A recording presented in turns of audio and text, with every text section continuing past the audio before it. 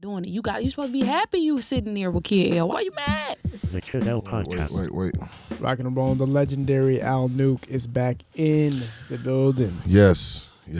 Last time you came on here, we went too viral. Yeah. By accident, we went a little too crazy. A little too crazy. We went crazy. I don't know what was wrong with me, kid. I was like, you know what? I'm such a fan of the show, right? Yeah. And I seen so much like crazy dudes and stuff on here. So like when I first came, it was like, yo, I need to set the tone early. I was just really like, I feel like overexcited. Like it was overexcited. There was a clip that got uploaded, had like 400, 500,000 views. Yeah. 42 Doug, all these rappers are tapping in, going crazy. Yeah. And then we all decided to pull it down. But when we interviewed 42 Doug a month ago, he said that was his favorite interview he watched on the podcast. Oh, for real? Yeah. Shout out, bro. If you watch the beginning of his episode, he says my favorite episode is the AlNuke episode. For real? Yeah. For real, I fuck with bro for that, man. Really East Side shit. I appreciate that because they don't ever really want to give me my flowers. So I was good to see that, guys like that, stand-up dudes do that. That's love. Well, I feel like the only people who can give you your flowers is the people who came up around the same time. Mm-hmm. And I'm not seeing them like on platforms as prevalently as, the younger or the newer generation is coming Why you think that is? I don't know. What do you think it is? Well, I think that, just being honest, I think that do people like yourself reach out to them? Oh, hell yeah. You do? And they hit up Lord Juan, and we're supposed to have dinner like 10 times. For real? Juan is a different character, though. Yeah. He's like, he's not a character. He's just like, Juan is the definition of like, in his head, for real, like, yo, what he got to feel it. Like, he really got to feel it. Well, at one point I did the OG series as well. So we got Big Gov on here. Okay. We had Awesome Dre on here. Okay. We had Isham on here. I think, you were, like, you're roughly around that time, but you came not too long after we started doing that. Helluva, obviously. Facts. But a lot of people were saying yes, and a lot of people were saying no. We had Big Hurt come on. You had Hurt come on? That's what's up. Yeah. So we tried to get a lot of the OGs on. Oh, yeah. We forgot to introduce... Lil Nuke. That's why he like, bro, I'm gone, bro. Y'all ain't interviewing me, Oh, you walking off the podcast? he gone. That's how you do it, bro. He like, at first, bro, I was supposed to be known off the dribble. My bad, Lil Nuke. That's Lil Nuke. That's walked off the podcast. That's my first son. You know what I mean? That's how you know I ain't nothing, man. He did it so easily. He's just like, I'm out of here. He's just like, I'm gone. But he didn't start crying, though, so we good. You've been doing a lot of really cool stuff with the film series, with the filming, with movies. You got the Botch movie that had dropped, which every time I see your trailers for your movies, I'm always like, I have to actually watch this. I appreciate it seems so that. wild. I appreciate that. Talk about the response of the Botch film. Man, you know what, to tell you the truth, kid, like, Botch did better than all my other films put together. Dope. And I'm just being real and transparent with the people. People want to see movies about something that got culture in it, and they want to see that. Prince, I'm sorry, son, come here. No, come. Now, come. Watch this. I got 3D game. Come here. Now. He want to shine. Is he in camera personally? Like, we just want to know this. Yeah. He's gonna be on that camera, my camera. Okay, we need some control. Can you grab him, please, babe? Thank you. I'm sorry, guys. No, you're this good. is oh wow. Oh, okay. So yeah, he wants to be on. He come just on, needed boy. me to introduce him. That's why he was we mad. didn't introduce him. My Hey, fault. Prince. This is the cameras. My fault, Prince. Say your name. You want to say your name to the people? Say your name. Hello. Say hi. Say hi. Say da. All right, bet. That was enough. Man, Botch did better than like all of my other joints. I'm really excited about that. That shows that people really want to watch real cinema and real movies, real things that's about stuff. So I'm excited for that. And then you had the Killer Street, the Killer Cop, which is crazy. That's what I'm working on right now, kid. This is crazy. I play a serial killer / police officer, and it's heavy for me because I did a lot of method acting. You know what that is? Yeah, of course. Where you really get into your role. Al Pacino and Robert De Niro are widely known for that. You get to like just living in the thought of. So I watch so many serial killers and just watching serial killers from the 60s, the 70s, the 80s, and 90s, like on down. I watched a lot of that stuff, and man, that stuff people was telling me like, yo, snap out of it. Like, you're not Roper. Al, you there? And it was, man. Well, yeah, when I seen the trailer for it, I was like, what the hell? Yeah. And that was like a scene or something, I think we put out or something for it. Like, we're gonna show the trailer in the next few months. We're gonna show the trailer. Yeah, and I'm really excited. This is something that people is gonna be like, yo, Al really got range, because it's like you can imagine like a Jeffrey Dahmer in the hood, but then like a detective too. That's not based on a true story, is it? No, of course not. It's just me being creative and just trying to figure out different ways to not make just street movies and movies that's just about why he killing them, you don't know, this, that, and other. It's just like a Botch, just challenging myself to do something outside the box. I really like that you said that, because I was at Chanel had this creator con thing today with a bunch of people from Detroit. I pulled up to it, and one of the Sony executives was there on the panel, and he was talking about Tubi movies and Detroit movies, and he was like, you guys got to figure out how to stray away from the generic conversations and the generic content and topics. And I feel like when I seen that, I did get that feeling. When I seen you, I was like, this is creepy. This is weird as fuck, but this is highly, highly interesting. I want to show you a clip. I don't know. I could show you a secret clip that we haven't released yet that you'll be like, wow, this is looking lit, you know what I mean? Like, but that's what it's all about, just being outside of the box and being able to, just do stuff that challenge people. For me, I want to be challenged creatively. I don't want to be, I was just telling somebody, if it was about making money, if the craft was about making money and doing something that I did 10 years ago, I'd rather not make the money and challenge myself to do something that I never did creatively. Because I'm passionate about the craft of entertainment, about supplying the people with entertainment. I'm passionate about that. If I never made $1, I would be passionate and I would still love doing what I do.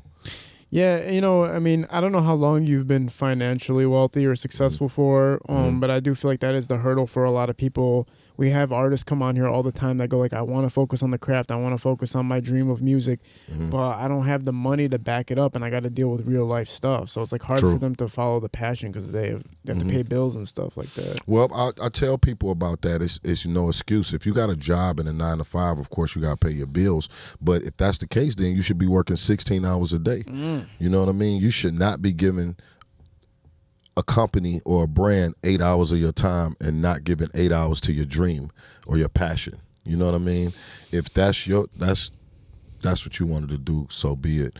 But if you got a job, you should also work 8 hours, 6 hours on your own path, on your own grind and what you want to do, and stay consistent with it. A lot of people don't want to be consistent. A lot of people know the end results of when they finally blow up. That's all they know is when I get on, soon as I this and that. Oh yeah, man, watch what I do. But it's like, bro, the journey is where the just the story and just the character building is in the journey, For sure. And you see a lot of the times when people come from the bottom and then somehow they skyrocket to the top too quickly, you see it falls off really quick. Falls off. A lot of paper champs, man. I've been around like Walmart. I'm like Apple, you know what I mean? People write me out, count me out, but I've been doing this shit for a long time. Kid, and I've seen so many artists come and go, so many fashion people come and go, so many people that thought they was this, thought they was that. Because and it's to every camera, understand something. Longevity is the key. Don't give us 6 months in your craft, and even if you're on top for 6 months or 12 months and you feel like, oh, I'm this and I'm that, man, try 10 years. Give us 5 years. Give us 10 years before you feel like you're a master. Right. Because no matter how much easily, you put out something and it becomes great, and you're not a master yet. Yeah. Until you really been in this shit for a while, like longevity. You know who kind of trips you out with that concept a little bit is Will Smith, because even though he was rapping before the Fresh Prince of Bel-Air, he was never acted before Fresh Prince of Bel-Air. Facts. I mean, it was to the point where the guy basically had to read the lines of the other actors to know when his line was coming up. So it's kind of crazy, like how he just developed this crazy charismatic attitude on the show for the first time and was able to do multiple seasons and just being a gravitating force in the show. Yeah. So that's kind of a person to be like, damn, like how did he do it? But music is its own way of developing your artistry and your acting side a little bit, right? You do a little bit of acting when you're a rapper, right? I agree. I mean, if you rap, you could do any and everything. The problem with rappers is they only feel like they need to rap when you really can do some of everything. I feel like, again, and I'm just going to say this, and I challenge anybody to this, but I am the Detroit Will Smith. I am the Detroit Ice Cube. I am the Detroit Tyler Perry.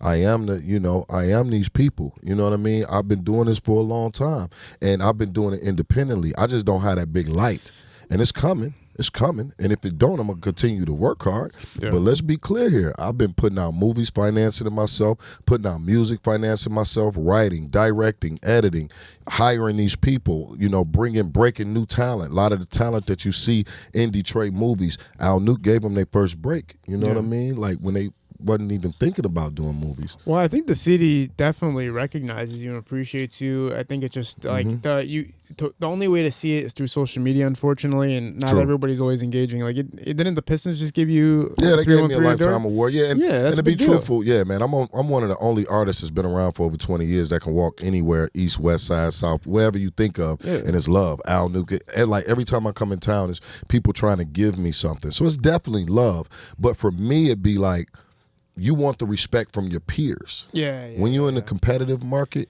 you want the respect from your peers. You know what I mean? That's the thing. Like, that's just like artists. They can blow up out of town. Like, what's the dude name that was down with Eminem and shit? Dude got the gap in his teeth. Me and him had an argument over Twitter years ago. He's a weird dude. Damn. Yellow Wolf? Nah, he was down with Eminem. He black. He from here. Paul Rosenberg. Love this dude. He got the gap in his teeth. Black. Dog, like Danny Brown. Oh yeah, Danny Brown. Yeah. You think about people like him, it's like, man, who knows Danny Brown in Detroit? But everybody know him out the country. You know what I mean, and stuff like that. But I'm sure Danny Brown want to be known. Like, he want people to love him on 7 Mile, Wyoming. He want people to love him on 6 Mile, Gratiot. He want to be able to go to the club. Like what I did the other day. I went to New Era award show. Yeah. And it was love. I was loved in there, and these is 40 plus people, 40 and up. Right after that, I went to Smoke party, you know what I mean, with Cash Dow and all of the young people, and hung out there with Nisha Nashay and FMB and all these people, and I'm hanging out, you know what I mean, and it's love in both of them environments, from 40 plus to the young, and I'm sure that's what artists really want. Well, I mean, at the end of the day, you have access to every single entertainment venue that you need to get access to. You don't probably have to ask or wait in line, or it's a handshake away from somebody to get inside real quick, and it's as simple as that. Yeah. And that's way it's its own recognition at that point, where you don't have to ask anybody. It's just like, yo, that's Al right there. Come on, let's go. Yeah, that's how it is with me. Like, any club I go to, I don't even know these people in security. Oh, Al, what's up, baby? How you been? You might not just be. You're not here all the time too, right? You fly in and out, so it's like you're not here all the time to feel it, or maybe get time to soak it in all the time, right? So I love the city. City love me. But you do make a good point. Like, everybody wants, from their peers, they want that recognition from their peers more than the audience. Yeah. When I was going through my rough time, like last year, when all that shit was happening, or was that this year or last year that shit happened to me? Yeah. Was that last year? Or? That was last year. Yeah. That just happened a few months ago. Yeah, when all that shit was happening to me, I was like, bro, I don't care about the audience saying shit. I care about motherfuckers in the game that are with me side by side saying people that shit. I've been rocking with. Why y'all not supporting me, standing up for me? You see me, right? Yeah. I'm right with you. Like, yo, bro, no. Yeah, you and Dogface were huge, like trying to really push that shit. And I was like, yo, so I'm sitting there and I'm like, what the hell's happening? And that's where you feel like, damn, you want your peers to be like, yo, we fuck with you. And that's the worst feeling, is when you're doing the same thing as somebody else. Like, we're all entertainers. We all love entertainment. Right. That's why we're here. We're no other reason, because we love entertainment. Yeah. And when you don't see your peers kind of giving you that acknowledgement or showing you that love, then you feel like less valuable. You feel kind of like, damn, like, what am I even doing here? Yeah, like, why y'all shitting on me? And y'all know what it is. Y'all see, like, I have so many people that, tell me in my ear who I am and how I influence them, and and they love what I did for the city, for the culture, for the people, for me and my career and inspiration. They'll say that to me in my ear. Oh, boy, go on an interview or say something. Man, I'm the last nigga they thinking about. So that's why I got to continue to say, okay, well, they know what I did, and I'm going to continue to know what I did. And it's crazy that you got to continue to talk about this, because it seems like everybody come on this couch and talk about what they did. Like, I don't want to be that it's person. Important, because like, whether people want to believe it or not, this podcast, and I didn't even realize it, gives people the opportunity to actually tell their stories in a long length description without being stopped or being clickbaited, where if you go on some other podcast, they're just going to want to know the nitty gritty of specific events that happened in your life. You got a point about that. You're right. They don't get to sit and talk for 2 hours about like what really my life and my journey and what really happened. When was the last time anybody besides like Pirelli actually had somebody sit on the couch and actually talked about life and everything and the actual you got personal a point, experiences. bro. Like you got a point. A lot of people only go for clickbaits. Yeah. You know what I mean? And you will sit and talk, although you have to get the content for the clickbaits, but you're actually having a real conversation with people. Yeah. Now, it's what they say is there's content. You know what I mean? But at the end of the day, you're having a real conversation with these people. Well, that's And my I whole salute point that. of people not knowing the full stories is like, how do they know the stories unless they get the chance to express it? And if you go on Instagram every day and go like, I'm AlNuke and look what the fuck I did, then you look goofy. You look goofy as hell. But it does suck to not be acknowledged for a lot of the significant things you've done. Even the last time we talked, it was crazy. You left the couch. We posted the interview, and I got calls from so many different people like, why don't you ask Al about that? Why don't you ask Al about that? For Do you real? know Al did the march? And I'm like, oh, shit. Like, my fault, bro. I was hoping, bro, you got a lot of calls regarding me. You know what I Yeah. mean? About stuff like that. Yeah. Sorry, little Nuke is like. Nah, you're and good. this just goes to show, like, I'm really a real parent, too. You Yeah. know what I mean? Daughter. Shh, oh, my God. Let's pause. We got to pause. Sorry, Take him guys, sorry. outside and get him right for a minute. Yeah, but, all right, you done messed it up, little Nuke. We tried, little Nuke. You fired. You fired. You fired. You're fired, boy. You're fired. Yeah. Damn. Yeah, but again, that's a blessing. I did those marches. You know what I mean? I did those marches with DC, 200 black men, held hands, and what was really remarkable about that time was when we ordered 200 brothers downtown and said we're gonna march Saturday at 11 o'clock at night. A lot of these brothers said we're about to tear shit up. We about to go fucking crazy. I want to give everybody the grand scope of the march itself. Mm-hmm. What orchestrated it? What set it off in the first place? Well, it was called DC Detroit Connection. It was comprised by my brother City G and PDQ. Rest in peace. These was two brothers from the East Side, and they just felt like, man, we need to do something to bring everybody together. And how can we do that? And they reached out to me and was like, bro, we want you to be president of this joint because we know you could pull everybody together. And they had the idea. They came to me about being president. I was like, cool, but I'm gonna do it my way and what I see. Y'all can't dictate what especially if I'm gonna bring these people in. And pause. I had a platform myself, Nuke at Night, just like this Kid L situation, where every artist knew about it. So it was like, I'm gonna be president. I'm gonna promote it on my show. Well, I'm gonna do it the way I see fit. You know what I mean? So it was all about raising awareness for these labels, but also doing and helping the community. Yeah. You know, kind of like Zeke and them doing right now, the new era. It was like that, helping the community, but artists, you know what I mean, and labels. And I remember putting this march together and telling brothers, yo, we're gonna march Saturday night. We're supposed to be at the club. We ain't gonna be at the club. We're gonna march downtown, scream DC. And that particular night, I knew that all the brothers was so ready and so amped. They had the liquor and they had the weed, and they was ready to tear the fucking city up because there's 200 brothers with all black T-shirts on. And it was so intimidating to everybody, to the white people, to black people, to everybody. They seen all these people at nighttime. You typically see a march in the fucking daytime, not at 11 o'clock at night on a Saturday night. What the fuck is going on? So, but I knew it was going to get a little wild. So you know what I said, kid? I said, pause. Before we march, let's pray. And I put 200 brothers together, and we held hands in a big-ass circle and prayed. And once we said the prayer, we began to march. There was no violence, not whatsoever. And we marched for, maybe 2 hours throughout the whole downtown. You know what I mean? And, I did that a few times. When you guys are holding hands and everything like that, I mean, that sounds like a lost art these days as far as people getting together and being that united and everything. Yeah. But it was powerful. Did you feel energy? Did you feel like some significant type of force? What? I'm holding hands as 200 brothers, and I'm leading the prayer. Yeah. And this was my idea. And all of these brothers is like, Al, whatever you say, we on go. And just for me to be able to say, you listening to me like that? Okay, we going to go for peace. We going to put God first.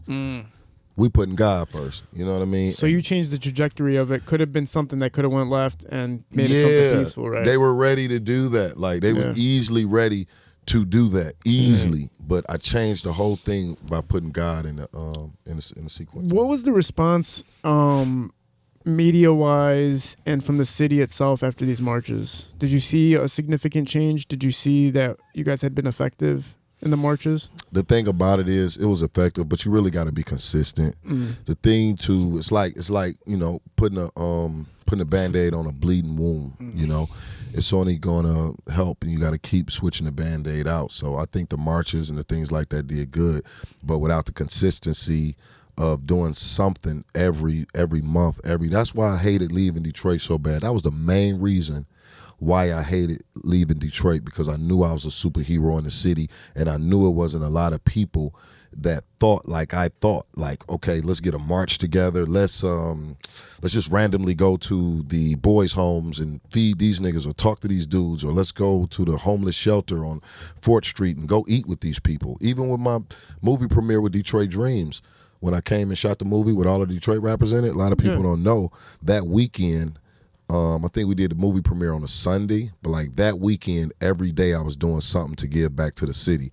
I was in boys' homes, I was in a homeless shelter, I went over here, like it was really important to me to help the city that week versus the premiere. The premiere, all my people was doing that stuff, Smoke and Captain Skin and all of that. They was ready to party. For me, it was about, man, I want to bring these brothers together. I even did one yesterday. Oh, really? Yeah. What were you doing yesterday? Yesterday, I called all the hood guys that I can think of in my neighborhood. I said, come on the block at this park, have a beer, have a blunt, let's talk. All these guys that was 40, 50 years old, 55, some of them, man, my hip fucked up, even to the young generation. I sent the text out, and it was, we had about 50 guys out there that ain't seen each other in 20 years. Wow. Like, man, where you been? How you been? And this and that. And it just took me just to, I guess my name or power or brand, whatever, would make all these brothers, some get off the couch, some in the hospital, some this and that, all come right around and of course. And I love doing stuff like that. Yeah, and it's like you said with new era, really, and that Zeke really trying to build that together and really be, I would say they're vigilant about what they do. Right? Yeah. I don't know if that's like a proper word to use for what they do, but it's very like they're very persistent. And they're very aggressive, and they have to be, right? Right. Zeke is serious. Like he's serious what he do. He's passionate, real passionate brother. You know what I mean? Just being around him the few times that I've been around him, he's real serious. He's real passionate, real focused, and I encourage more brothers to be like him. You know what I mean? Really want to help. Like I don't understand how all of these artists. One thing I see is like Detroit artists got more money than we ever had, but I don't see really too much going on, back in the city. But I'm not here every day, so I don't really necessarily know what's going on. But what I will say is it shouldn't be a holiday that brothers should be doing something. You should have artists own these properties, this artist opening up this business. I talked to Bezo last night. We was at an event, and I asked him, I said, congratulations, man, about, the juice bar. And he said, man, I'm so excited about it, bro. It's doing very good. And just to see my brother owning a juice bar and this brother owning this, we ain't got to always own liquor stores, man. Or, trap houses and weed dispensaries. We can actually open up, stuff that really helps, man. Yeah, shout out his juice bar, too. They have legendary juices. They have like a whole cooler filled with just different, very affirmation building type of logos and text on them, and all the flavors are incredible. For real? So like affirmations and stuff? Affirmations, like you're strong, you're powerful, all that. Beautiful. Yeah, we got a couple of those, and they taste delicious as well. But it is awesome to see that you're right. It's almost like nobody would think like Bezo's gonna own a juice bar type business, right? My brother owned a juice bar, a DJ BJ owned Pizza Cat, multiple locations, you know what I mean? We ain't always negative. And I think as we get older and as we mature, it's time to think outside the box and try to create more positive outlets. And I think it's interesting that you bring up that conversation of what are the rappers doing, because Ned Zeke did come on here before, and Ned's talked about how it can't always be Thanksgiving turkey giveaways. It can't always be the backpacks. Food. Yeah. And he really made that point, and it was a very powerful point. A lot of those times that those backpack giveaways are happening aren't really orchestrated by the artists themselves. It's an organization that's backing it, and they use the artist as the forefront for the giveaways. True. So it's not like the rappers. I'm not to speak on every rapper. I'm not saying every rapper does this, but a lot of the times it's not really the rapper that's creating this whole entire backpack giveaway situation type thing anyway. So what ways can you give back? What can you do? What do you think artists can do to, show some type of assistance to the culture and what Detroit might need at this time? Well, I think for starters, like you said, it's never it's like the company hires the artist. But when you take back to AlNuke, used to have 17,000 block community picnics, and it would be 1,000 people out there. That's something that I put together. You know, it's just finding an assistant to help run the logistics. You know what I mean? It's not hard. I used to go to Restaurant Depot, buy all the hot dogs, hamburgers by the boxes. I used to go to the Walmarts and the dollar stores and network with them and see how they can give me crates and boxes of school supplies. I used to buy like pads, like menstrual pads for the women. You know what I mean? Socks and all of these type of things that I would give away at the picnics, and I would give away computers. You know what I mean? Raffle off like 5 computers. You know what I mean, for the kids. You got to get creative. It can't just be the same, the same scenario. You got to really get creative. I tell artists all the time, to have longevity, you got to figure out how to become part of the culture. Yeah. Not just, here go my song, listen to my song. Man, fuck your song. What else you going to do? Who are you? What are you doing? Why should I listen? Why should I listen to your song? And there's so many beautiful things to promote. I know now that they have this for women's health. They have this a van that kind of goes from block to block. To have women can just do general testing, just general health testing and whatnot, and you can easily promote something like that. Yeah. Why would an artist don't have that shrink wrapped? Yeah. If I was an artist, I had that shrink wrapped. That'd be my van. Going around cities, hey girl, you need this. My logos and shit. Oh, this is my van. And a lot of rappers can just collaborate to cut on costs, but I think they can get funded by sponsors to do it. Nobody knows the real answers, and we also don't know if they are doing it, and we're just not catching everything that they're doing because there's so many artists doing things. Yeah. But I feel like if it was happening, we would kind of know. Like we know they on some bullshit. Everybody wants you to just listen to their song. They want to smoke some weed and look fresh, and wear lab diamonds. They clammed on me when I talked about them diamonds, bro. People were hating, bro. Why were they so mad at me about that, bro? Because some of it's true. Like, people are rocking that shit. Yeah, I just said, I wasn't counting nobody's pockets. I wasn't speaking negative. I just said, yo, ladies, you would know if you feel like this dude got some money and you don't know or not, this is how you appraise the dude, like if he rocking the shit. You know what I really thought you were saying? I thought you were saying that don't get fooled by what somebody has on because you don't know what the rest of their life is like. So somebody can kind of like trick you with little things when the big things aren't there. That too, but mainly my main thing was maybe I was, misconstrued or misquoted. But my main reason to talk about that stuff is I'm representing for niggas that spend thousands and thousands of dollars on this shit, and then you got certain niggas that go and spend $1,000, $1,500 on this big dumbass chain, and then his shoulders out like he strong, and it's like, nigga, get the fuck out of here. The niggas that really buy that shit know what you got on. Like the kids, they don't know, but like niggas know. And I even got more into it after that. After having that interview with you, and people was on my ass. I said, you know what, I'm gonna go and get me some new diamond earrings, and I'm gonna do my research and due diligence. And I went really deep into research on diamonds, and man, it's such a scam. Like that shit is like very scamful. So what is scamful? Just us buying jewelry and diamonds. Diamonds are, you have the 3 C's, the cut, clarity, and cut, clarity, and it's another one. But it's just so much about the symmetrics.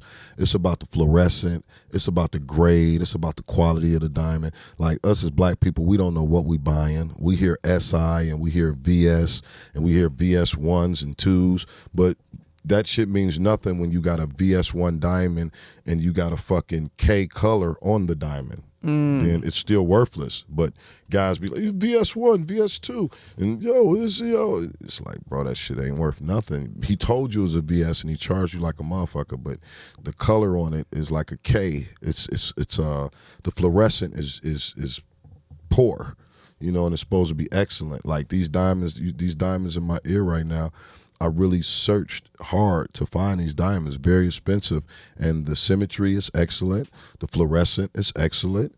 The cut, excellent. The grade, VVS, VVS2, VVS1. That shit, it costs. And more importantly, GIA certified. I want to tell you, brothers, when you really go and get diamonds or your girls' earrings or anything like that, get GIA certified, because that steps the game, all the way up. Damn, so there's more to it than just it being a diamond. That's a real diamond. I didn't know that. Oh my God, man, it's crazy. You got, like I said, you got the VBS one is the top diamonds, but then depending on the color and the symmetry and the fluorescent makes it cheaper. Sounds like a Pokemon card. Yeah, exactly. Yeah, it's crazy. Like, but all we hear is VBS, and we just think it's worth money. I seen the other day a bunch of story reposts. I seen some comedians. I seen you with Jack Funny. I think Ivo was there. Mm-hmm. You guys were all chilling in the cut. I didn't know what was going on, but I seen you guys together. Definitely. What were you chopping up with the fellas about? Jack, I hung out with him the other night at what was it? My brother Never Stop Grinding party. OG. He had his birthday party. They was there, Jack. And it's crazy. Like, Jack is probably like 25 or something? He's young, man. I don't know. Jack young as fuck. Yeah, he's young. But when he seen me, he knew me. Yeah. AlNuke, what's up, man? Love. And then I'm telling him, bro, I appreciate your grind. You know, I'm a fan. I watch you. You know what I mean? Keep doing your thing. Yo, let's work, man. We got to work. And that's inspiring to me to just how, the young up-and-coming guys from generations, because mind you, I was just with Foolish, an hour before that. You know who Foolish is? Mm. See what I'm saying? You have no fucking clue. It's like, where's Foolish from? I'm sorry, Foolish. No, Foolish is a comedian. Yeah, because he'll roast the shit out of me. No, Foolish is one of the real comedians out here in Detroit. He's one of the, he's one of the considered one of the greatest comedians from out of Detroit, and he's been doing it for a long time. Wow. He used to be on the radio with Coco, and I seen Mason the other day. You know who Mason is? Mason is worked with the radio station, Detroit Pistons, Detroit basketball, but Mason is a person that's been literally on radio for, 40 years in Detroit. Sounds like the comedian you're talking about was around during like the Kool-Aid era, right? Right. He was one of the people, actually, RIP to my brother Kool-Aid. He was one of the people Kool-Aid used to look up to. Oh, wow. You know what I mean? Like that. So he's like way back type shit. Yeah. I've been yeah. Yeah, we had Coco on here, and she was telling us the history of Detroit comedy and how far back it goes. But yeah, I don't know why. Wow, you had Coco on? Yeah, Well, they was partners. They was like this. Oh wow, Coco and Foolish. Yeah, they was. Wild. Yeah. Coco and Foolish was real tight. Coco was like my auntie. That's somebody been in the business for a long time. Yeah, the comedy scene in Detroit is picking back up because Mike Epps opened up that shop, and everybody's going crazy. The Punchline's opening it up, going crazy, and I feel like the comedy scene is flourishing. I don't know if you're testing out the waters with stand up, but. What do you think? I mean, a lot of guys did come from Detroit that are killing it in the mainstream level. Like, you still got Los out there and stuff like that going crazy. Ha-Ha's going crazy. Yeah. But stand-ups and social media is a little bit different, but still stand-ups from Detroit are still killing it. True, they're still killing it. We're killing it on all platforms. But one thing I think, though, like, I ain't gonna, they probably get mad at me about this to say this, but I just feel like, because I could be I can be a comedian. I really got good material in my phone. You know what I mean? I feel like I can do a solid hour if I practice. But I think today's comedians are more so trying to be silly and be funny. Like, if they can really be the silliest, they feel like that's the funniest. Like, they don't have any common sense. It's like, it's just dingy, and that's funny. But real comedians have real jokes, I feel like. They have a real joke, a real punchline, a real, something to make you laugh about. I'm not excited when comedians act just dingy and feel like being dingy is funny. You're talking about social media comics or stand-up comics? No, a lot of the social media comics. Stand-up comics, I had talks with them. They're very upset about that. Oh, they hate it. They're so like TK Kirkland is a good friend of mine, and TK will tell you in a heartbeat, like, man, out comedian needs not make them go home and pack up these motherfuckers, man. Facts, bro. Facts. Yeah, TK. Because, what happens is social media comedians obviously have a huge following, and then the promoters will book them to do stand-up, and they'll pair them with like real stand-up comedians. And then the stand-up comedians are like, yo, what is this fucking social media comic doing ruining my show? He can't open up for me properly. He's not headlining properly. And now he's made the entire show look bad, and my name is under the show. Bro. So it's like they're ruining the stand-up comedians' careers with these acts. It's terrible, bro. I went to one as my friend. I'm not even going to say his name. And he probably going to see his video, but it doesn't matter because I didn't say his name. But the fucking guy was terrible. Yeah. One of the Detroit comedians that got millions of views or millions of friends. And I went to his show. And when I tell you, they looked at this dude like, what are you even talking about? And he knew he was not funny. And it was just terrible. It was like a terrible show. And I was just like, see, this is what I'm talking about. Like, when you think, because you got, 4 million 4 million followers, you think you're a real comedian, and it's like nobody was laughing, and they was laughing at waiting for this dude to get off stage. Well, the Tubi movies are similar, right? Because I was in a lot of Tubi movies where I started realizing that all the directors are doing is hiring the top names from Detroit entertainment-wise, not even real actors, but just like who's the biggest names in Detroit, and then we'll get them to promote the movie to sell the tickets and to get the streams. But the problem is these actors, these entertainers can't act. So it's like you're booking guys that can't act, even though they have 1 million followers on Instagram, does not mean they can do an hour-long movie, an hour and a half long movie. Facts. And their attention span is not there. Yeah. You know what I mean? They think they the shit. He's like, man, I got 1 million followers. I don't give a fuck about what you talking about. I don't remember them lines. Well, that's going to convey on camera. It's going to make me look crazy. Bro, I had a guy come on here. He's a very well-known comedian from Detroit. He's like, bro, I don't read the script till I get on set. And he's like, even when I get on set, I just tell him, what am I supposed to say? And then I get my check and leave. I was like, that's why these movies are so terrible, Yeah, that's why it's like, bro, fuck? like, I hate when people don't appreciate the game. You got to appreciate the game. Did you go see the Mac yet? Did you see the Mac? I'm gonna buy you that for Christmas if you want the Mac. Okay, I'm gonna get you the Mac. I know you told me to watch Blue Crush. Yeah, Crush Groove. Crush Groove. Don't you do that. Oh my God, Blue Crush. Take that Blue Crush. What the fuck? That's a surfer movie from the 90s. Yeah, you my bad. Crush Groove, the Mac. You had to see like shit like Murder Was the Case and shit like that. Man, I go Boys in the Hood, Menace to Society. That's my time. Like that's what I watch. Okay, well at least you seen The that. Wood. You know what I'm saying? I'm not gonna beat you up. I'm not gonna. That's beat you like up my today. time of it. That sounds like a little bit earlier before that. Like I didn't see that Mark Wahlberg movie, like whatever the fuck. Which one? Four Brothers or something? No. Hell no. His first movie that went crazy. Mark Wahlberg's first movie that went crazy, where he was. I have no clue. Mark Wahlberg, man. Mark Wahlberg, my people. But I don't know what his first movie. Anyway. I'm not a huge fan of that. Like, what was Denzel's first movie? For $100 right now. I have no fucking. You clue. $100. John Q. I don't fucking know.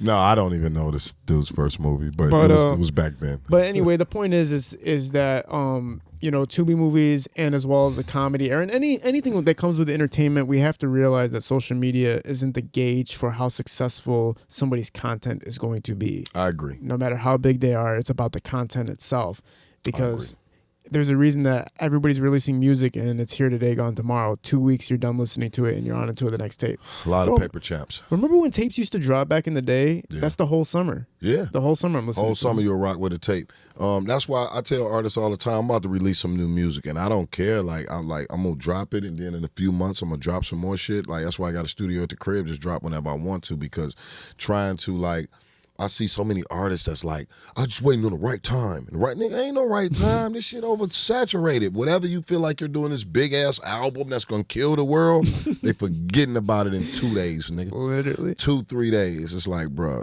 stop it. So, you gotta stay competitive and stay putting out music. Don't overthink. I think a lot of Detroit talent in general overthinks about everything from writing to music to to just everything. Is like in their own way, like wait, as soon as I do this, as soon as my man, I can't wait, but damn, only if I had. It's like, bro, you overthinking this shit. You think people can over strategize their drops and everything like that? I really think it'd be indirectly fear. People be fear of failure. You know what I mean? If the fear of failure, I've never been one of those people. I'm jumping I'm running in the middle of the freeway. The car hit me, I'm getting up, I'm running to the other side of the freeway to try to get there. Well, I imagine if you're from Detroit and you're coming up around your friends, you have like 30, 40 friends, you have some hood notoriety and you drop a mixtape and it's ass. Yeah. It's not easy to walk outside after that. Yeah, I agree. And it's ass, yes, it's not easy, but you got to know to keep recording, keep pushing every record. Yeah. A lot of people don't realize to make a hit record, it's got to be a marriage with the music, with the beat. You know what I mean? And a lot of times you can make a record that's close to it, but a smash, like when T Grizzly did First Day Out, his cadence, his rhymes melted inside of the beat. Pause. You know what I mean? It was like, it was a marriage, and you gotta have those type of records to really blow. And what's more important for artists is they always gotta know is the only times you're gonna get paid, and this is from the beginning of music, is that the audience has to be able to put the record with the face, with the name. Name, face, and record. Until they're able to put all three with that particular brand or that particular person, you won't make no money until then. Yeah, man, that's fucking beautifully said. That helps with a lot of things, not just music, right? Mm-hmm, It could even help with my podcast. It could help with the movie you're yes, dropping, anything. yes. They got to know Kid L and know your face, and then know that big-ass logo and that lady. Kid L, whatever that That's lady Cash, say. though. Huh? That's Cash, though. You talking about the intro? Oh, that's Cash Doll? Yeah, that's Cash, oh, though. See, yeah. I Yeah, thought you it was saying? proud. Yeah, she said that on my podcast, and then I was like, I'm clipping that. Yeah, you clip it. Yeah, But so you're they gotta absolutely be able to right, know because that. people will walk up to me all the time and be like, "Oh, you're the dude that interviews," and I'm like, "Fuck you." man. Right. Like, I get it, but Yeah. damn, but you're right. It really that's brand building. What you're Right. talking about in essence is brand building. Mhm. They gotta say, Kid L, what up? Exactly. You, man, what the fuck, man? I love your show, man. Yo, you chilling? Yeah, and Exactly. when they be able to, but that happens though too, though. I'm sure. Oh no! It's Yeah. it's a mix. It's Yeah, like it's like 90% Kiddo, and then it's 10% the interview guy. Hey, you the dude. Yeah, you I'm look like, familiar. oh, shit. Yeah. But you're right, and it's good to hear stuff like that from you, because obviously the work you've done with Zaytoven and the work you do in the music industry, people have to trust what you say because you're at the highest level of it. When Definitely. you're dealing with producers at that level, that is the highest level you can really get to as a producer, right? Besides sure. like Kanye and shit, like, Yeah, you know. And I've been in the studio with Kanye, so yeah, Really? that's the hottest. Yeah. When was the last time you were in the studio with Kanye? 2 years ago. Really? Yeah, I'll tell you a quick story. It was only about 4 of us in Chicago and Kanye, and it was Chance the Rapper, me, Zaytoven, and the engineer. Kind of looked like his engineer looked like him a little bit. Oh, cool. And they were all rapping like in a circle. Like Kanye, the way he records, he screams and hollers like they freestyle, like catch a vibe in the studio. Everybody just rapping, and the mic is there. The beat just continue to go on. They make the beat an hour long just so they can be smoking and vibing. And once somebody grab the mic, you grab the mic, you grab the mic. So long story short, I was sitting in the seat where the rapper's supposed to sit to rap, right? And I'm sitting there and I'm rolling up, I'm smoking, I'm being Nuke. And Kanye was drinking Hennessy and shit. He was chilling. He was very normal. And I even talked to him like, hey, what you drinking? A little Hennessy, Nuke is cool, this and that. Like, cool. And I was sitting in the rapper seat and they was like, yay, he was rapping on the mic. And then he said, fuck it, I'm ready to do it. And he needed the seat that I was in, right? So I get up and say, yo, yay, go ahead, take the seat. But my room key, we were staying at the Trump Tower, and my room key was in the chair. So when he sat down, I said, yo, pass me that key. A motherfucker looked at me and said, key. He seen the key. He said, yo, I don't want any trouble. I'm not doing nothing. I'm not touching the key. I don't know what's going on. I don't know this guy right here, this and that. I'm like, yo, what the fuck?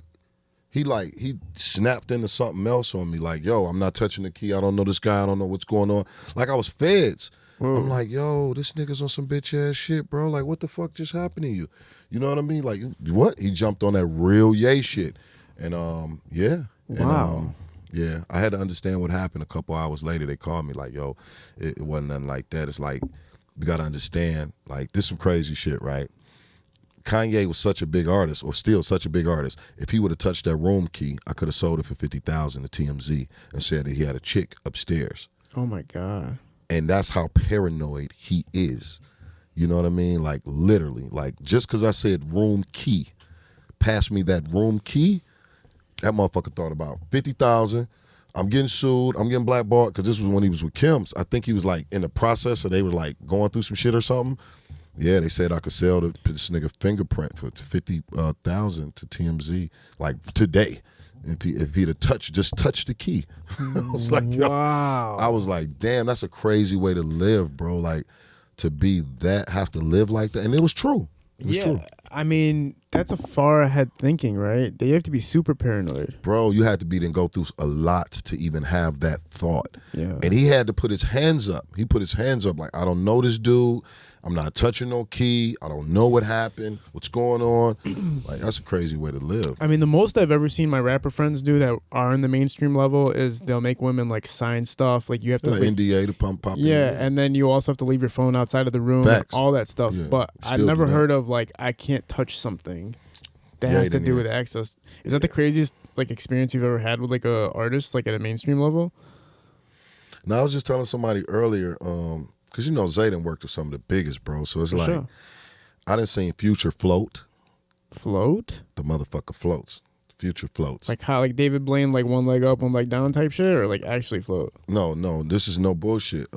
Future one day was in the studio. Future told me like, Nuke, write a script. We want to do a movie, and he was gonna do it with Big Bang Black, and he was pressing me about writing the movie, and I finally wrote the movie about a month later, and we went back to the studio, and I'm like, Future, I got the script ready, and whatever he was on, dude was like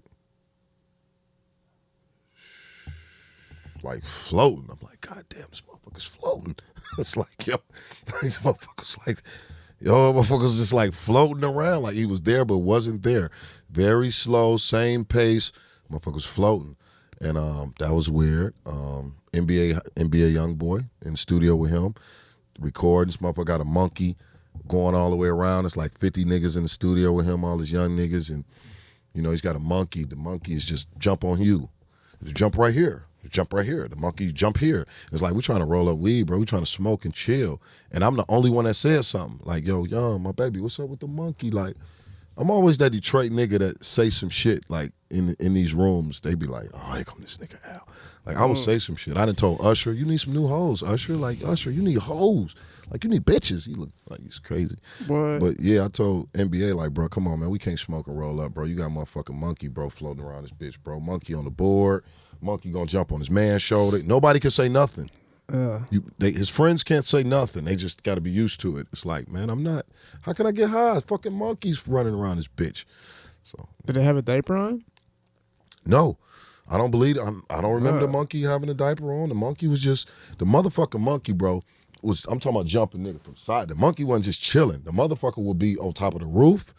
3 seconds later, the motherfucker's over here. 3 seconds later, the nigga's on my man. Wow. And everybody had to shut up in the room. And I was the only one like, yo, bro, this monkey shit, I can't. Damn, son.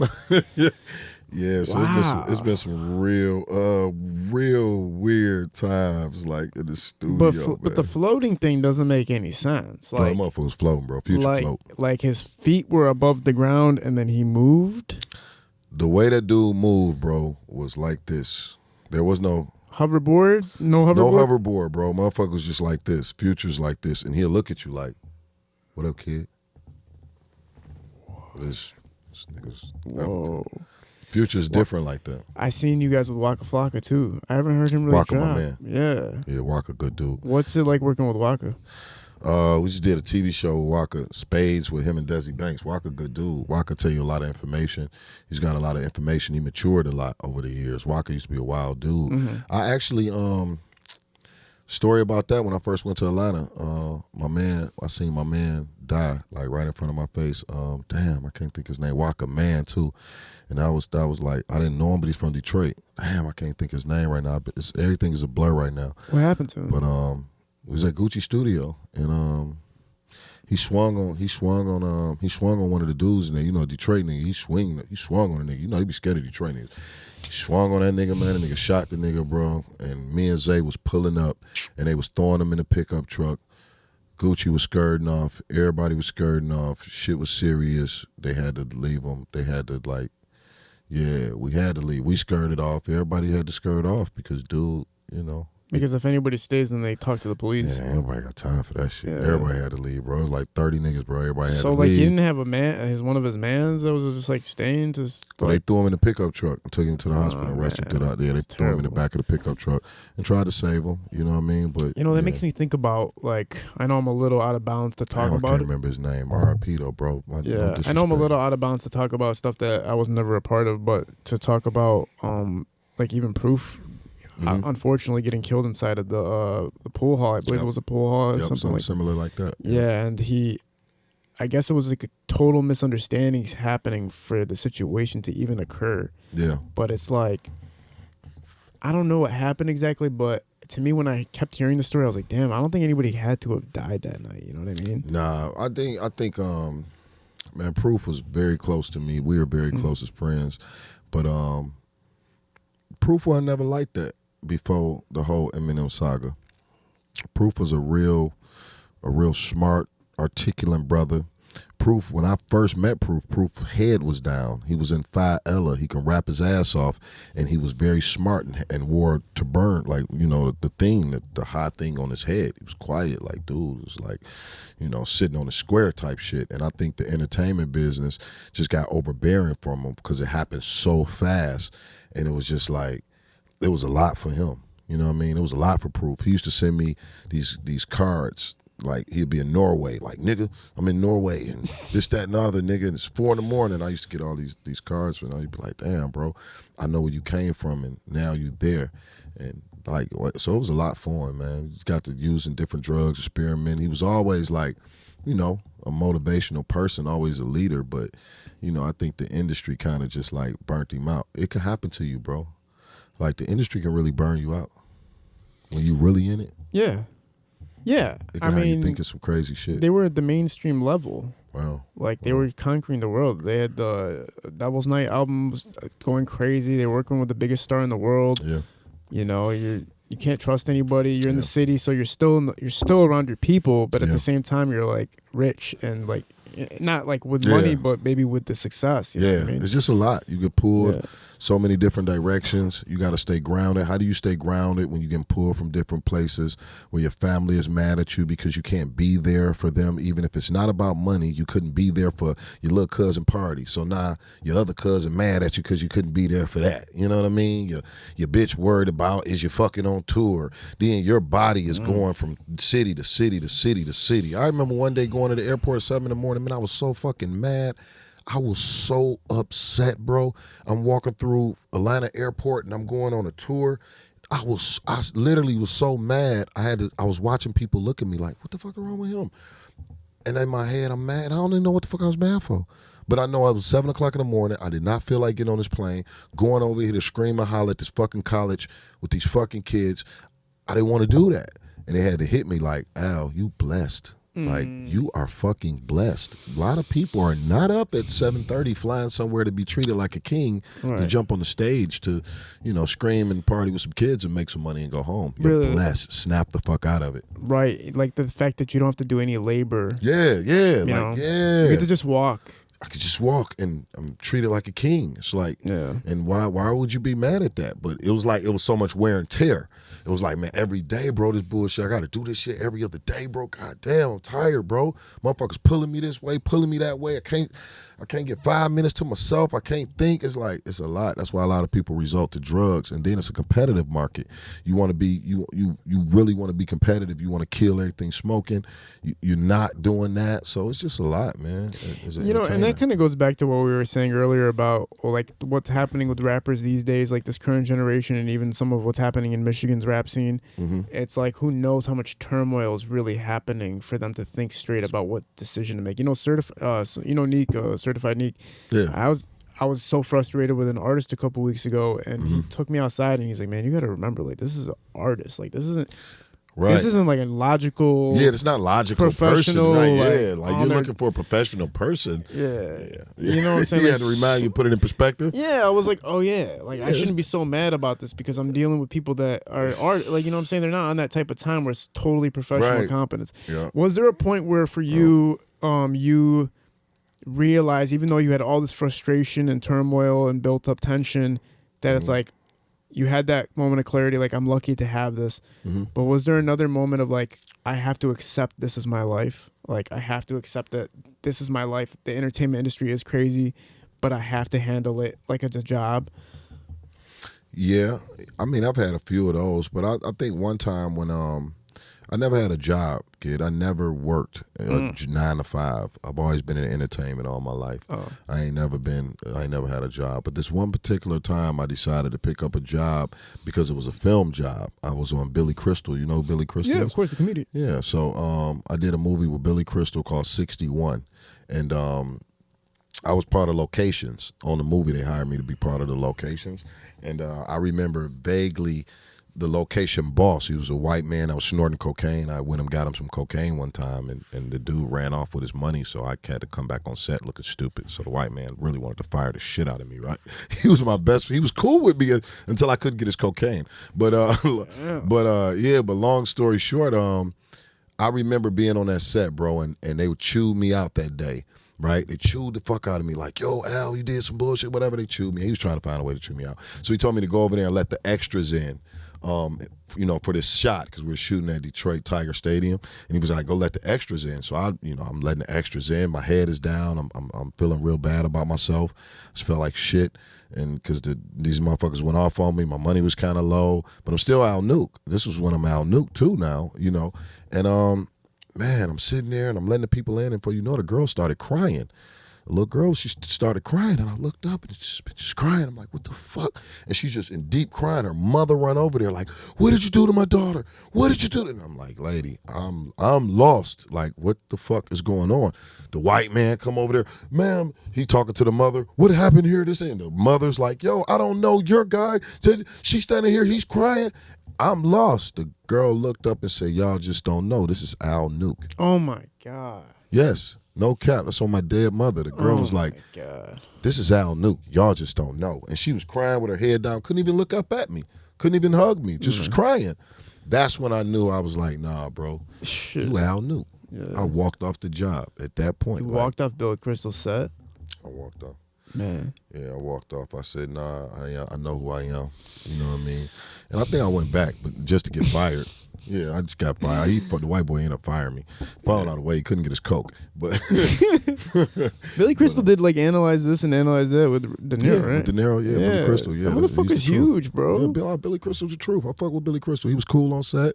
All of that. You know what I mean? Wow, man. He was real cool, man. Was that your first? A lot of cool people. Was that your first Hollywood gig? That's a good question. I don't know, bro. I couldn't even tell you.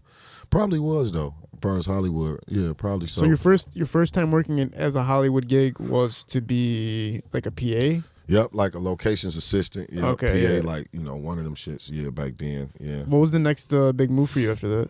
What year are we talking? This has to be the 90s, right? So was it the 90s or late 80s or 90s? No, I wasn't out in the late 80s. Oh, okay. No. So it had to be like 2001. Oh, okay. 2001, 2002. Okay, something like that. When 1961, 61. That was the name of the movie. 61 came out. But yeah, the little girl started crying. What was your next big Hollywood gig after that? Oh man, I couldn't even tell you, bro, because I ain't been on a lot of Hollywood. I know I've been on a few. But, you know, like I say, kid, my career is all a blur. I've done so much in my career. It's all a blur. All I can remember is standout moments at this point. Like Drake say, shit is all a blur, bro. What was the standout moment from after that movie? Because even though to you that's not a big deal, working with Billy Crystal on a movie, so it's fucking big deal. I worked with Joe Silverman. You know who that is on The Matrix, the producer of The Matrix, Joe Silverman. Wow. We did a movie a couple years ago called Superfly. They redid Superfly, the movie, and at first I was like just to help with the extra, and they seen how much I knew about films, and I started working with like Joe Silverman. And I remember telling him like, bro, I do movies, and he was like, yeah, you do movies, Al? Yeah, okay. What's your fucking budget for movies? And I was like, I don't know, bro, like 100, 150, 200,000. He said, what the fuck is that? I can't even get out of my bed for that shit. I was like, oh shit, I'm in the wrong. Wow. He said, I don't even get out of my bed for 200 grand. What the fuck? Crazy. So I was like, damn. Okay. Do you got 10 more minutes to stay with us? Yeah, sure. Use the restroom real quick. But I will say this because it's a positive note. We talked about last time you were here. We talked about Eminem's camp, Royce's camp, and everybody, and really feeding back into the scene. And I talked to Bazaar about it, and Bazaar was talking about how they're showing up to the Lions games, and they've really been showcasing Detroit and really promoting Detroit and all these other different cities. And when I talked to him about Eminem working with the city, he said, we're doing it on a scale that is not comprehensible to the city because we're outside of the city doing it, promoting the city from outside of the city. You know what I'm saying? When you're at the Lions games and when you're at these events from outside, it's like it promotes the city in that way. And then they did a song with BabyTron and Big Sean recently, Toby song. Yep. All right. And I thought that was fucking crazy. I was going crazy. I don't know what it was, something about it. I was like, damn, the motherfucker's here. That's how I felt when I heard it. It wasn't even, it was just like, damn, the motherfucker's here. That's how I felt when I heard it. Yeah. How did you feel when you heard the Toby track? I like it. I really like what Eminem doing right now. I had nothing negative. You won't hear me say nothing negative about him.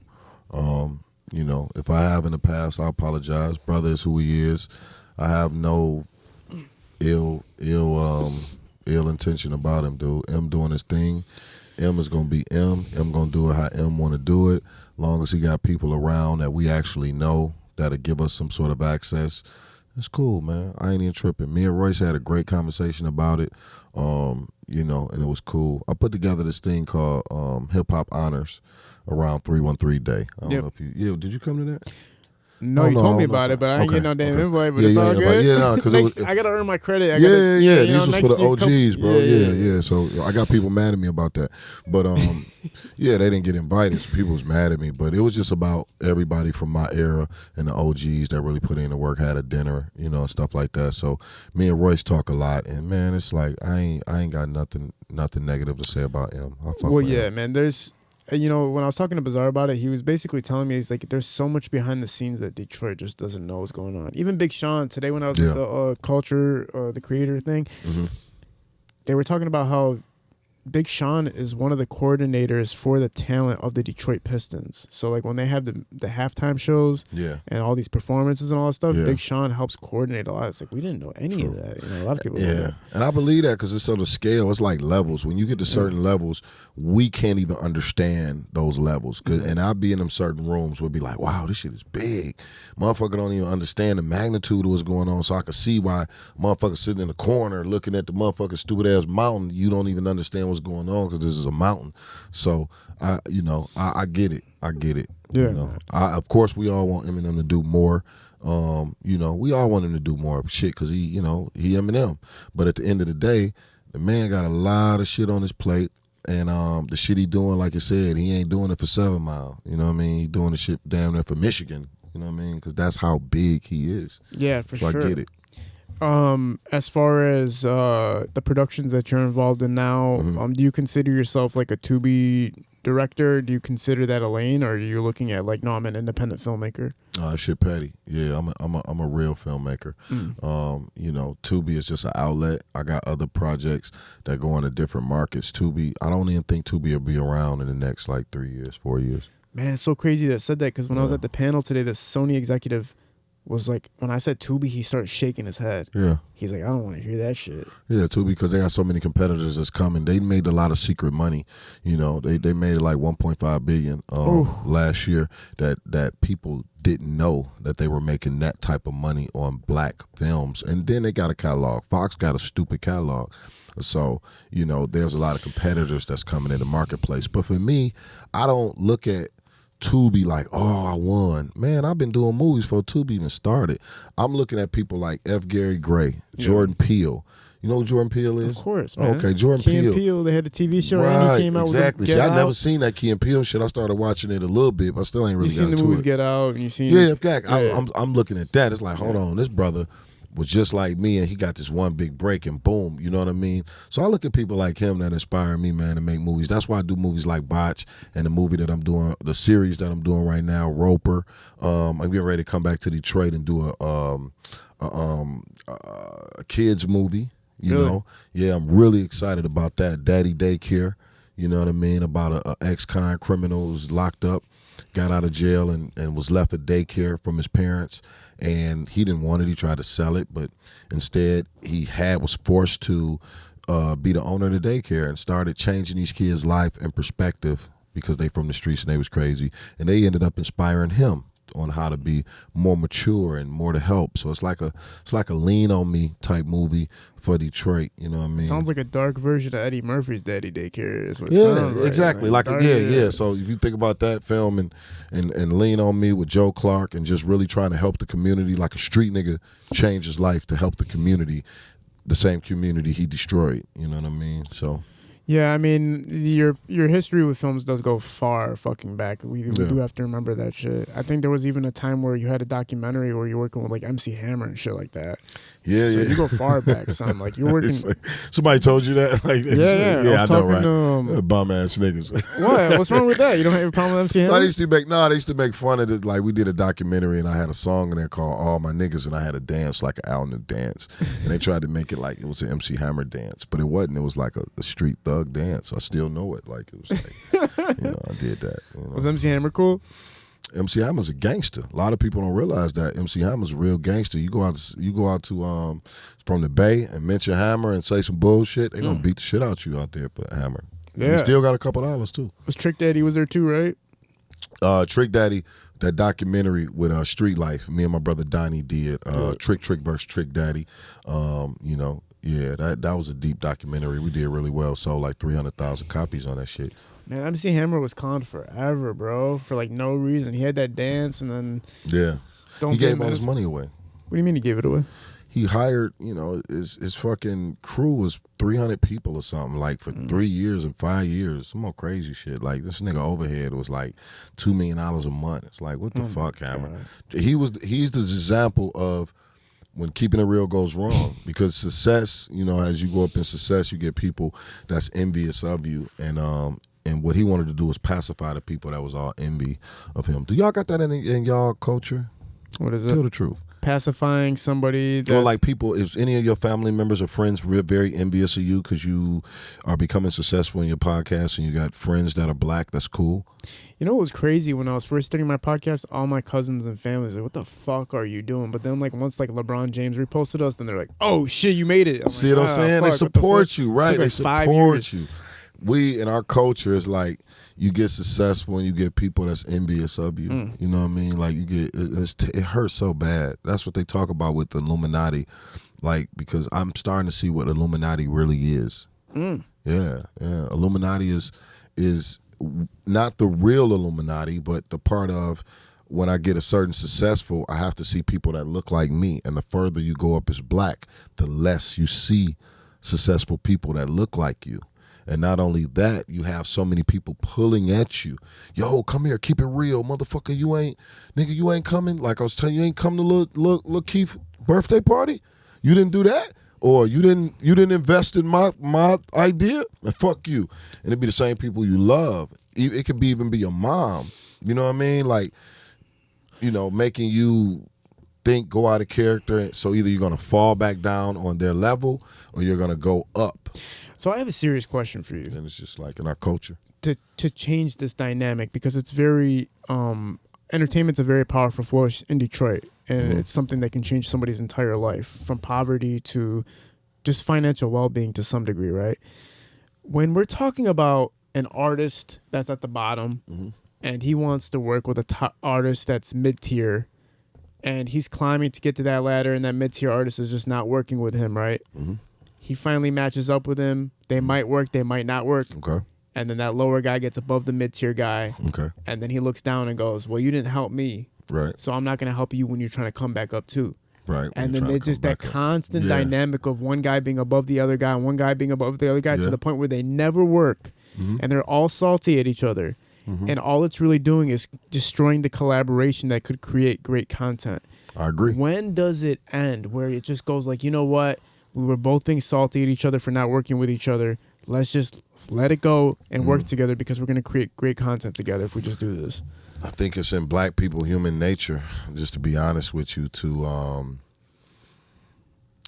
be, I don't know, like when my brother may get a good car, and I'm not speaking for me, I'm just speaking to black people in general. It's like, if you was black kid and you got a new car and you pulled up on me with a new car, and my nigga was sitting right there with you and you using your nice car, when you pull off, we're gonna guarantee, we're gonna say, man, I bet your motherfucker note $2,000. He still broke his shit. He ain't getting no money, man. No, best probably is baby mama probably signed for it. You know what I mean? And that makes us feel good knowing that, you got that lucky. That's just the nature of black people, and it's fucked up. But that's just the nature of us. We don't really we praise each other, but not really. You know what I mean? That's why Kamala's not gonna win. Like, Kamala's not gonna win. I hate to say it, it's gonna be a slaughter. It's just human nature of black people. Yeah. Kamala's not gonna win. You want to bet? I mean, you're voting Trump. A motherfucker almost got assassinated. It's like, how do you beat that? You know what I'm saying? Yeah, but you just think about the demographics. Like, who's voting for Kamala? Black women. All of black women are voting for her. Then you think about the black men. 6 out of 10. That's cool. That feel like women power. The other 4 is like, man, you can't put no woman in office. It's just crazy. They too emotional. That's a black man. Now, when you get into the white man, 0. You know what I mean? Out of 10 white men, maybe 2 is going to vote for. White women always been inferior of black women. They're not voting for her. They're not. The peachy ones. Out of every 10 white women, honestly, from the bottom of your heart, how many you think gonna vote for this black woman? Out of 10 white women from your white history of being white. Motherfucker. Yeah, I know he's Chaldean. I know. But so you're pure white. Okay, now tell the truth. How many arguments have you had about that with your fellow? He was talking to me about it before you even came on. Yeah. With your white friends, they're calling you a fucking idiot. They're like, "Yo, what the fuck is wrong with you?" None of my friends call me a fucking idiot. Because I don't keep friends that I really like. Well, okay. Well, let me say, how many white? I'm back to my question. How many white men honestly are voting for Kamala out of every 10 white men in the world? Probably Trump probably has more men than Kamala does. Kamala right now is 1.5% better than Trump nationally in polls. Wow. That's cap. No, that's 270 to win. That's taking every single statistics. No, that's what the national polls are for Trump versus Kamala right now. I don't like Trump. I like Trump's swag. I like him gangster. I like his gangsterism, but I don't think he's good for the country. You know what I mean? But at the same time, it's like Kamala just can't. I don't see Kamala winning that. I don't see. When that you happening. seen like when you were watching his speech and then the shot happened, Did you watch it live or did you watch the aftermath? No, I watched it live. No, I didn't watch it live. Somebody called me and said, "Yo, Trump tried to get assassinated. Nigga tried to pop Trump." Trump, did you pull a move? You think he faked it? Trump, did you pull a move? We don't know. It's like, it was too perfect. Like, it was just too perfect. But two people passed away, so that's where there's no way that they could have orchestrated it and two people passed away. Not true, because they had to sell it. Gotta sell it. That's a tough sell, son. What'd they do? You gotta sell it. The only way I could think of if that guy was going to prison for the rest of his life, and he's like, all right, take me out, but make sure my family's taken care of. That's the only way. He can easily be a rogue. Like, he can easily be, our country got rogues, that people that can go and put self-bombs on themselves and explode themselves, willing to do that. We got a lot of other them. countries got it, so. Yeah. And then you got to think, Trump got real, man. Again, it's levels, bro. Successful people have successful people that can make a lot of things move. A nigga like Diddy scratched everything out his house that you can actually think of, that you can find. He's got a guy, it's him, it's a Muslim dude that's been around for 100 years that can make anything go away. You know what I mean? The television show that was out years ago, that was the political thing that can just make anything go away and can also make anything happen. Just think about House of Cards. You ever watch that? I've been trying to. My God. You watch House of Cards, you can see how Trump could easily do something like that. I mean, I've seen Ozark, which is a similar concept of how you can progress in various ways to the top, or whatever means necessary to get there. Right. It's like that. But Kevin Spacey in that joint. I'll watch it. I'm gonna watch it tonight just because you said that. Because I was always skipping it. Bro, House of Cards is like, ooh, you gonna be like, yo, okay, Trump could have pulled that shit. Because all he is being Trump. People who can really erase things is what you're saying, or make things happen. Yeah, or make things happen. Hell yeah, hell yeah. I can easily, just thinking out the blue, it's like, yo, to blow you up. If shit gets slow, artist came in here and shot you. Yeah. You know what I mean? And all you got to do is pull out a fake gun, prop gun, and wow, in this bitch, and the camera's. Yeah. Damn, bro, what happened to Kid L? And then he posts something. He posts, yo, Kid L, we're praying for you and your family. Hey, bro, before you know it, you up, my nigga. Like, you like. I seen a rap. One of my rapper friends got arrested during a music video shoot, and he was like, yo, everybody film me. That's and we're crazy. Like, damn, bro, like that's some Trump shit. Yeah, like you're guilty too, son. We know they got you too. Like, why would you want to? I get it if they were pulling some George Floyd shit on you, but not if you're actually fucking guilty. Bro, that's some Trump shit, bro. Like it's crazy. Like it's the marketing. It's all marketing. With man. Diddy, do you think that what's weird with Diddy? The fact that all these things are out there, but you could just walk around and the public doesn't really say shit. It's almost like. Even though the factors involved are kind of grotesque, it's almost like he just gets to walk around. It's like, I'm not here to I can't beat Diddy up. I ain't beating him up. I was always a Diddy fan. As far as a mentor, I always looked at him like somebody like I would want to be like a mogul, a billionaire, self-made, work his ass off. I remember when Diddy came to Detroit early on.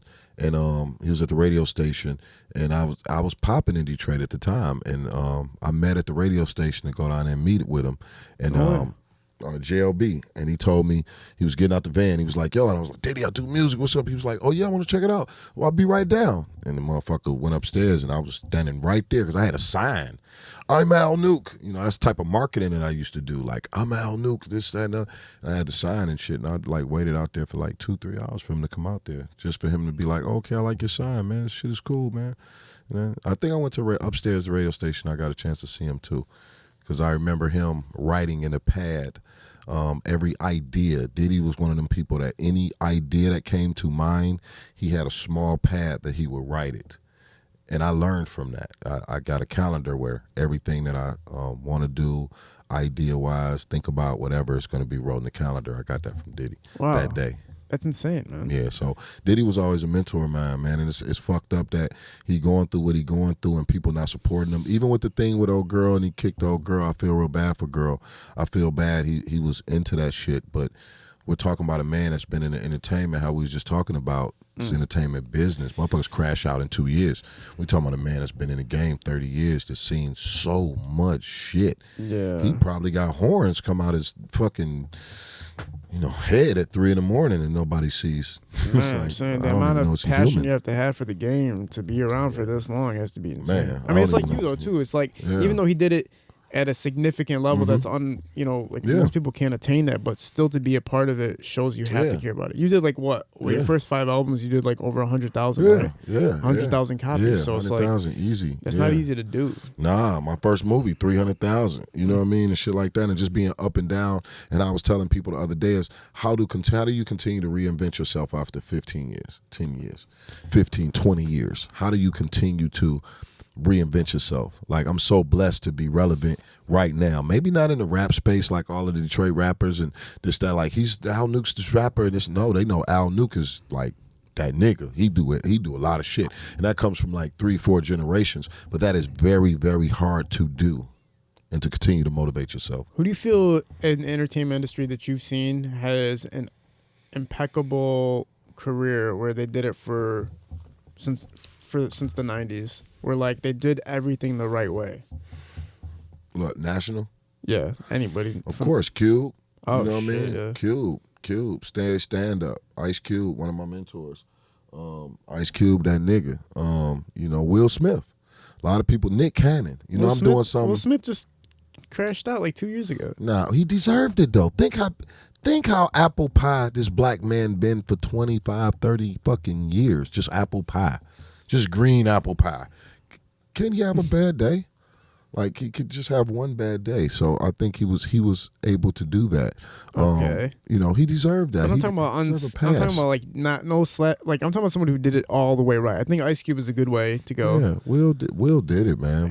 Will still that nigga, man. You can't say Will did it because everybody remembers Will Smith for slapping Chris Rock. But that's one bad day, man. The man been perfect for 30 years. But bro, when you type in Will Smith on YouTube, the next words that come up are slapping Chris Rock. So that's like that's it. It's not Bad Boys, it's not Wild Wild West, it's not Fresh Prince. Yeah. It's not anything he did He needed that though. Will needed an edge on him. We needed to know that he was still black in our culture. We wanted to know like, yo, is this nigga still a nigga? Like, what happened? So we needed that from him. But I give you another person, Nick Cannon. I love Nick, man. Good mentor of mine, man. I just actually did it. I can show you my phone right now. I was working with them. Zaytoven out there right now working. On a show that Nick's doing in his car, like he's doing a car show. I had to book that today. He's out there shooting with Zaytoven right now as we speak. Nick Cannon shooting with Zaytoven right now? Right now. That's dope. Yeah, I'll show you on the phone. Yeah, for sure. I know you got to go soon, so we'll wrap it up. But they're doing that right now. And, a couple hours ago, it was set scheduled for 5. I put that together. But, yeah, Nick Cannon is like, bro, this motherfucker's worth $500-600 million. People don't even talk about it. He owns the IP for Wildin' Out and for America's Got Talent. He's part of that. He's like one of the executive producers of that. So fuck the fact he got 10-11 kids. He wants to do that he got to get the money to somebody. Yeah, I mean, all those memes being generated about him. Yeah, so those are guys that I look at that's like real mentors. Where I'm like, man, if they can do it, I know I can do it. Is there? I know you got a lot to promote that we can talk about right now. Some of the films. Do you want to talk about the release dates or in the series that's coming out as well?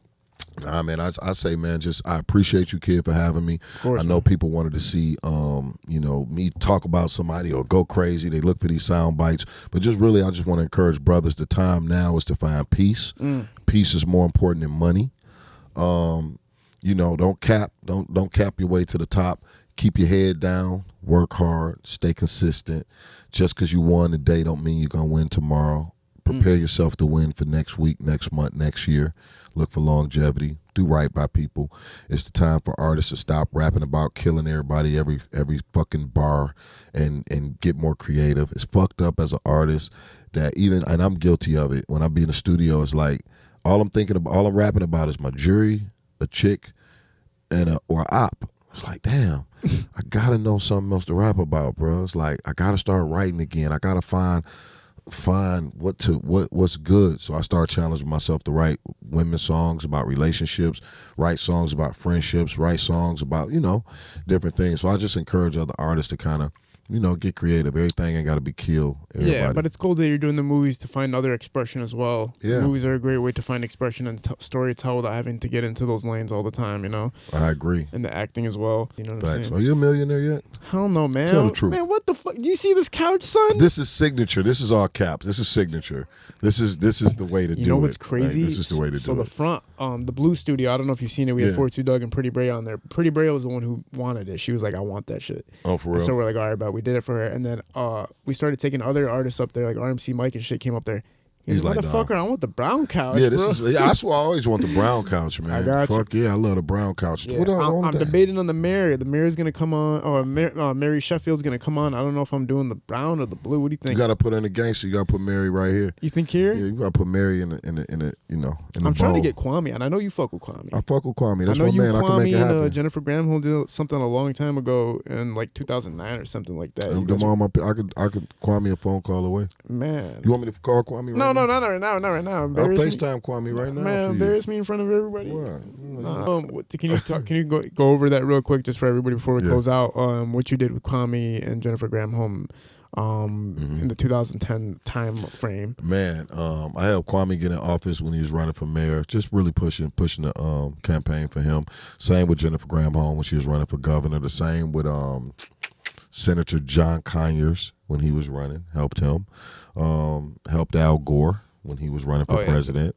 I've been in the political space for a long time, seeing them brothers. And for Kwame's a great brother, man. He's a very smart brother, man. He's way more laid back and humble now. And, he be sending me, prayers and stuff every week. He do Bible study on Fridays. Sometime I watch that. And he's got a relationship where he's in his wife is a lot younger than him, and he's just got new kids. Kwame got 2 new kids, and he's 50 plus. So I'm like 49 right now, and I just had a new son. So he give me a lot of game about how we should look at this type of stuff. I appreciate you doing this as always, man. It's good to hear. Hopefully you can come on again soon before the year ends, man. I know you came on only once last year. So these conversations are great. I feel like people don't understand the depth of everything you've been involved in. I feel like there's so much to unravel still to get into detail about.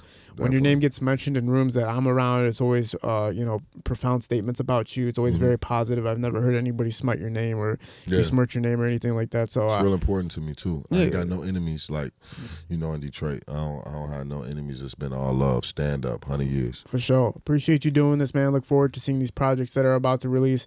We're at Parallel Sound Studio, Hella Visuals, shooting these productions. We're out. Peace. Cheers. Fire.